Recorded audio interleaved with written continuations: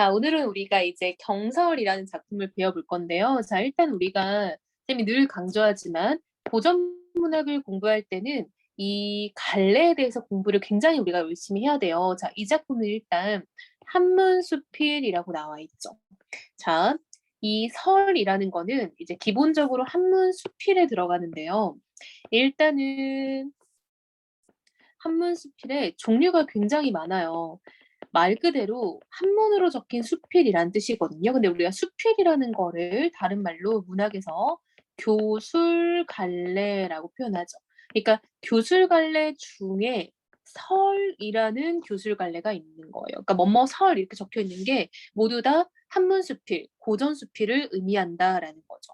그때 이 설이라는 건 뭐냐라고 봤더니 이 설은 경험을 바탕으로 어떤 글쓴이의 교훈을 전달하는 게 주된 형식이다라는 거야. 근데 사실 이거는 웬만한 수필들의 특징이기는 해요. 근데 그중에서 설은 그런 특징이 훨씬 더 많이 드러나 있다라고 보면 될 것 같아요. 그래서 우리가 뭐 친구들이 실견설이라는 것도 예전에 한번 배워봤을 수 있고요. 지금 배우는 경설도 그렇고 또 나중에 배울 이제 그 더보기에 있거든요. 참화설 이런 것들이 모두 다 설에 들어가 있다라는 거예요.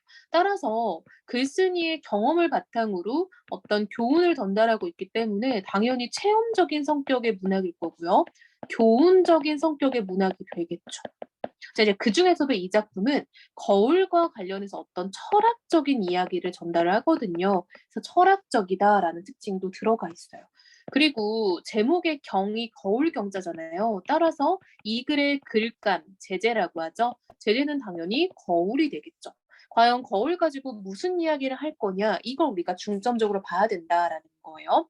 자, 그랬을 때 지금 글쓴이인 이규보는요, 고려시대 사람이에요. 이 사람도 굉장히 글 많이 썼어요. 우리 친구들이 아마 이제 작품을 배우다 보면은 이규보라는 사람을 굉장히 많이 만나게 되거든요. 그래서 고려시대에 이제 글을 썼던 유명한 이제 뭐 문인이라고 보면 되겠죠.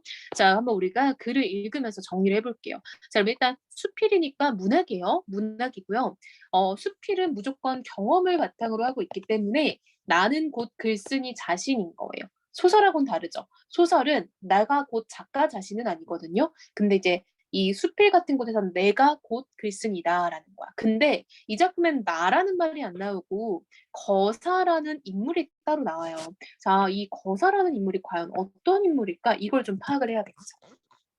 자, 거사에게 거울 하나가 있는데 여러분 우리는 알고 있죠? 자, 이 거울이 바로 중심 소재예요. 그치? 제재죠? 중심 소재. 먼지가 끼어서 마치 구름에 가려진 달빛처럼 희미하였다. 자, 여러분. 뭐뭐처럼 이거 뭐야? 지규법이죠. 그러나 조석, 아침, 저녁이란 뜻이에요. 아침과 저녁으로 들여다보고 마치 얼굴을 단장하는 사람처럼 하였더니 어떤 손이 보고 묻기를 자 손님이 나왔어. 손님이 물어봤어요. 그쵸? 자 뭐라고? 자 이게 바로 손님이 하는 말인 거죠. 자 손님이 뭐라고 물어보는지 한번 봅시다. 거울이란 얼굴을 비추는 것이지요. 그렇지 않으면 군자가 그것을 대하여 그 맑은 것을 취하는 것인데 지금 그대의 거울은 마치 안개 낀 것처럼 지급법이죠. 힘이 아니 이미 얼굴을 비출 수가 없고 또 맑은 것을 취할 수도 없네. 그런데 그대는 오히려 얼굴을 비추니 그것은 무슨 까닭인가? 라고 물어보죠. 자, 지금 뭐라고 얘기를 하냐면요. 이 손님이라는 사람은 거울의 본래 기능은 얼굴을 비추는 것이고, 그치? 그렇지 않으면 군자가 거울에 대하여 맑은 것을 취하는 것. 이게 보통 사람들이 거울에 대해서 생각하는 일반적인 관점인 거예요. 그쵸? 그래서 이게 바로 거울에 대한 일반적인 사람들의 관점이니까 일반적인 관점이라고 표현 한번 해볼게요. 자, 이게 보통의 관점인데 너는 왜 그렇게 흐리멍텅한 거울을 보고 있냐라고 물어보고 있죠.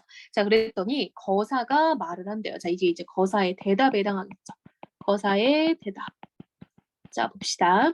거울이 밝으면 잘생긴 사람은 기뻐하지만 못생긴 사람은 꺼린다. 그쵸? 거울에 얼굴을 봤는데 예를 들면 이런 거 있잖아. 우리가 얼굴이 막 되게 깨끗하고 이럴 때는 거울 볼 때 기분이 좋지만 약간 뭐 나고 이러면 거울 볼 때마다 막 짜증나고 신경 쓰이잖아요. 그러니까 못생긴 사람, 즉 뭔가 나의 어떤 단점이 있는 사람은 그 단점이 보이기 때문에 꺼린다라는 거죠.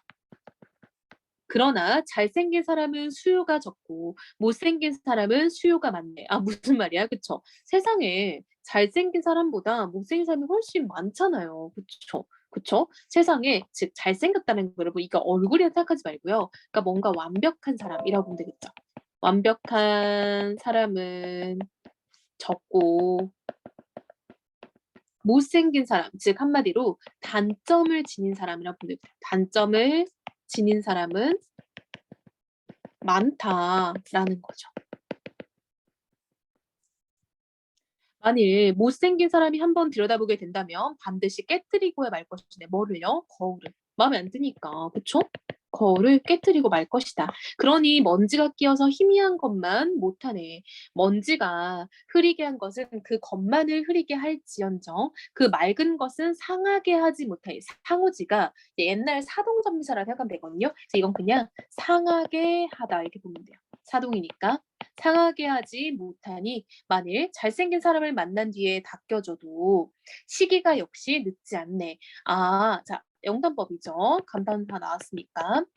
옛날 거울을 대한 사람은 그 맑은 것을 취하기 위한 것이었지만 내가 거울을 대하는 것은 그 희미한 것을 취하기 위함이다라고 나와 있죠. 자, 보세요. 그러니까 옛날에 거울을 대한 사람들, 그러니까 보통 그냥 어떤 보통의 사람들이라고 보면 될 것 같아요.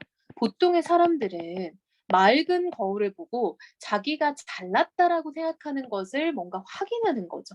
그쵸? 그러니까 맑은 거울을 보고 아 역시 난 잘났다라고 생각을 했다는 거야. 어떤 자신의 장점을 뭔가 좀 스스로 계속 확인하는 거죠. 그럼 기분이 좋겠지. 이게 이제 보통의 사람들의 행동인데 즉 내가 거울을 대하는 건 뭐냐 봤더니 그 희미함을 취하기 위해서다라는 거예요. 희미한 것을 취하기 위함이다. 무슨 말인가 봤더니 희미하면 좀 단점이 잘 좀 안 보이잖아요. 그쵸? 그러니까 일부러 거울을 흐리게 해서 나의 단점, 남의 단점을 좀 희미하게 보겠다라는 거야. 한마디로 다른 이들의 단점, 나의 단점을 조금은 좀 너그럽게 포용하는 그런 자세에 대해서 이야기를 하고 있는 거예요. 그러니까 일부러 나는 그것을 깨끗하게 남의 단점까지 뚫어져라 볼 필요가 없다는 거죠.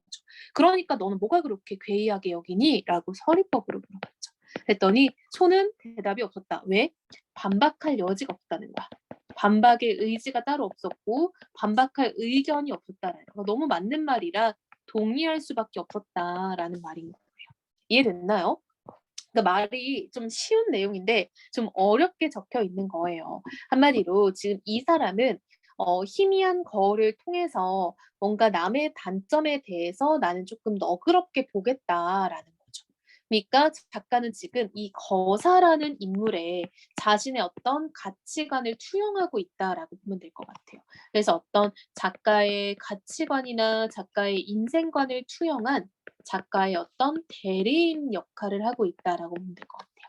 작가의 대리인 역할이고 이걸 여러분 실제 살았던 거사 이건 아니고요. 약간 그냥 허구의 대리인이라고 보면 될 것 같아요. 작가가 뭔가 말하고자 하는 것을 전달하기 위해서 대리인을 드러냈고요. 한마디로 작가는 그렇다면 옛날에 거울을 대하는 사람, 즉 어떤 맑은 거울을 가지고 다니는 사람에 대해서는 조금은 비판적인 입장을 가지고 있겠죠. 왜냐하면 맑은 거울을 가지고 있으면 남의 단점을 뚫어져라 보는 거잖아요. 그래서 이건 약간 작가가 비판적으로 여기는 대것 같아요. 그러니까 남의 단점에 굉장히 좀 이렇게 너그럽지 못하고 좀 딱딱한 사람들을 말을 하는 거겠죠.